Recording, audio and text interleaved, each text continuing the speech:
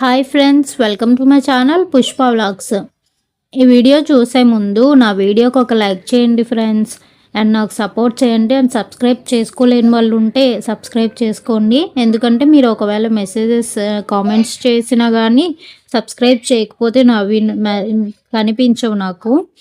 అలానే నేను ఏం చెప్పాలనుకుంటున్నానంటే ఫ్రెండ్స్, ఇప్పుడు మనకి మొంతా తుఫాన్ ఉంది కదా, ఈ 3 డేస్ నేనైతే దేవుడిని ఒకటే కోరుకుంటున్నానండి. ఈ తుఫాన్ వల్ల అయితే ఎవ్వరికీ ఎలాంటి ఆస్తి నష్టం గానీ, ప్రాణ నష్టం గానీ కలగకూడదండి.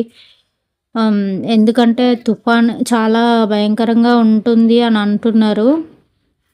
అంత తీవ్రత అయితే లేదండి. కానీ ఎవరికీ ఎలాంటి నష్టం అయితే కలగకూడదండి. ప్రాణ నష్టం గానీ, ఆస్తి నష్టం గానీ ఎలాంటి నష్టం కలగకూడదని నేనైతే దేవుడిని కోరుకుంటున్నానండి. ఇదైతే సెకండ్ డే అండి. ఫస్ట్ రోజు గాలైతే లేదు గానీ వర్షం పడిందండి. వర్షం అంటే పెద్ద వర్షం ఏం కాదు.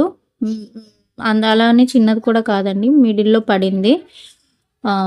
గాలి లేదండి. కానీ ఇది సెకండ్ డే అనమాట. సెకండ్ డే మార్నింగ్ అయితే చాలా పెద్ద వర్షం పడిందండి.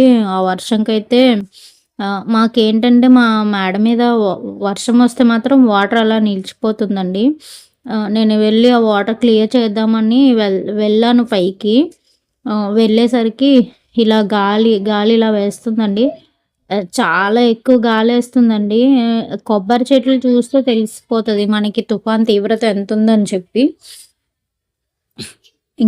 ఇంకా ఆ గాలికి కొబ్బరి చెట్లు పడిపోతాయేమో అంత భయమేసిందండి నాకైతే. చూడండి ఈ వాటర్ అది ఎలా నిలిచిపోయిందో ఇక్కడ. మాకేంటంటే ఫస్ట్ రోజు కరెంట్ ఉంది కానీ సెకండ్ డే మాత్రం మార్నింగ్ నుంచి ఈవినింగ్ వరకు కరెంట్ లేదండి. మాకు కరెంట్ ఉంటేనే మాకు డ్రింకింగ్ వాటర్ కానీ, నార్మల్ వాటర్ కానీ వస్తాయి. కరెంట్ లేకపోవడం వల్ల వాటర్ రాలేదు. నేను అందుకే ముందుగా వాటర్ అయితే పట్టుంచుకున్నాను. డ్రింకింగ్ వాటర్ తెచ్చాను. నార్మల్ వాటర్ కూడా 2 డ్రమ్ముల్లో పట్టేసి ఉంచుకున్నానండి. దానివల్ల సేవ్ అయింది.